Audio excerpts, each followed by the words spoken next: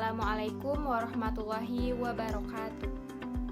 Perkenalkan, nama saya Cici Hastuti dari kelas PAI 6A akan menjelaskan mengenai hadis Nabi SAW mengenai toleransi. Hadis yang akan saya jelaskan di sini yaitu mengenai hadis tentang menghormati keyakinan non-muslim.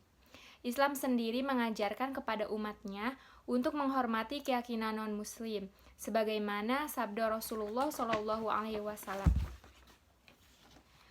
Adi bin Zuraizi qala, kana fi kitabin Nabi SAW ila ahlil Yamani, wa man karihal islama mi Yahudi wa Nasrani fa innahu la yahulu ang dini.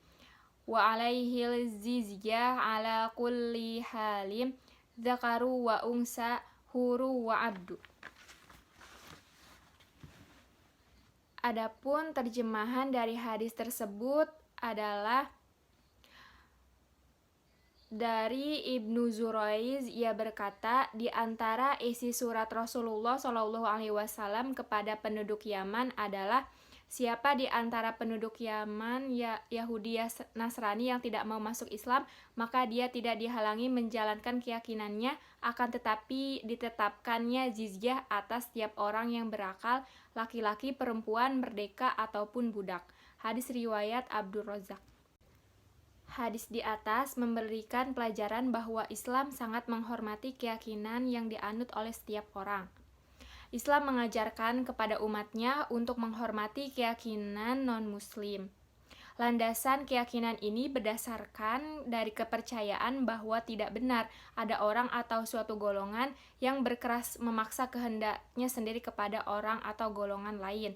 Tidak ada orang atau golongan yang mengakui kebenaran, dan landasan ini disertai catatan bahwa soal keyakinan adalah urusan pribadi masing-masing.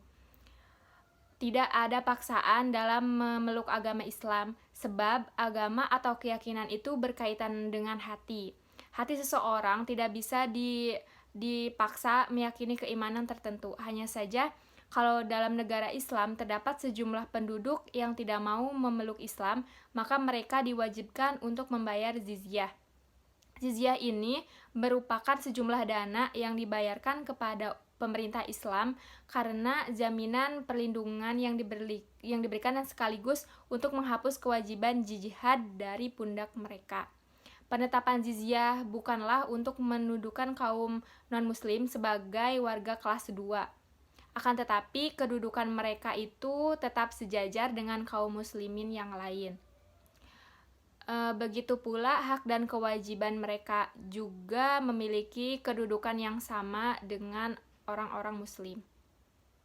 Toleransi beragama mempunyai arti sikap lapang dada seseorang untuk menghormati dan membiarkan pemeluk agama lain untuk melaksanakan ibadah menurut ajaran dan ketentuan agamanya masing-masing yang diyakini, tanpa kita mengganggu atau memaksakan kehendak kepadanya. Namun pada kenyataannya, praktek toleransi saat ini sudah semakin berkurang di masyarakat, tidak terkecuali di kalangan umat Islam itu sendiri, sehingga dapat dipahami bahwa ajaran toleransi belum dilaksanakan secara maksimal atau bahkan bisa dikatakan masih hanyalah sebatas teori saja, belum sampai pada penghayatan dan praktek sebagai hakikat dari kerukunan umat beragama. Banyaknya serangkaian peristiwa kekerasan dan kerusuhan yang dilatar belakangi oleh perbedaan sara yang masih saja mewarnai bangsa Indonesia ini. Sebagian dari kita begitu mudah terprovokasi oleh isu dan melakukan tindakan yang bersifat anarkis, bahkan merusak. Pluralisme yang terjadi di masyarakat Indonesia cenderung melahirkan gesekan dan pertentangan. Pertentangan itu yang menjadi alasan harmonisasi kehidupan justru menjadi alasan utama dari pertumbuhan darah, bahkan perbedaan itu menjadikan alasan dari legalisasi suatu penindasan. Tanpa kita sadari, ternyata sekarang ini Islam sebagai ajaran agama yang seharusnya rahmatan lil alamin sepertinya sudah tidak selaras lagi dengan predikatnya. Terpecahnya Islam menjadi berbagai golongan inilah yang memicu timbulnya banyak gesekan-gesekan dan perbedaan pandangan yang sulit untuk dicari jalan keluarnya. Saling ingin menang sendiri dan tidak mau bertoleransi untuk saling menerima pendapat, itulah yang menjadi penyebab semakin terpecah belahnya umat Islam. Dari berbagai pandangan antar golongan, maka penting adanya saling menghargai akan perbedaan pendapat itu sendiri. Bagi seorang muslim, khususnya keimanan yang hanya dibalut dengan simbol-simbol tidaklah cukup. Orang yang telah beriman harus disempurnakan dengan amal ibadah yang baik serta perilaku yang terpuji yang terimplementasi dalam kehidupan sehari-hari bermasyarakat dan bernegara. Lalu nilai pendidikan yang bisa diambil dari hadis ini yang pertama, mengajarkan kepada kita semua, khususnya para pelajar atau mahasiswa agar senantiasa bertoleransi di dalam kehidupan bermasyarakat.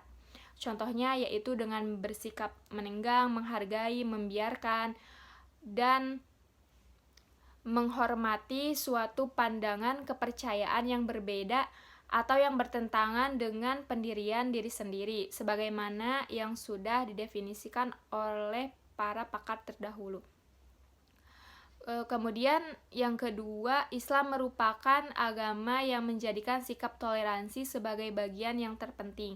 Sikap ini harus ditanamkan dan teraplikasikan dalam diri para siswa atau mahasiswa dalam mengaplikasikan di wilayah interaksi sosial sebagaimana yang ditunjukkan dari sikap Rasulullah SAW terhadap non-muslim.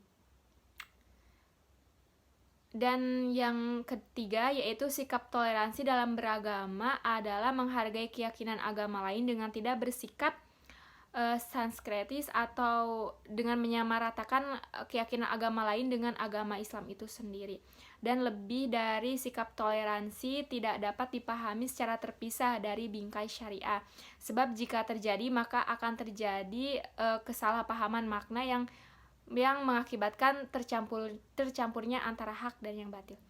Sekian penjelasan mengenai hadis Nabi Muhammad SAW mengenai toleransi. Kurang lebihnya saya mohon maaf. Wallahul muwaffiq ila aqwamit thoriq. Wassalamualaikum warahmatullahi wabarakatuh.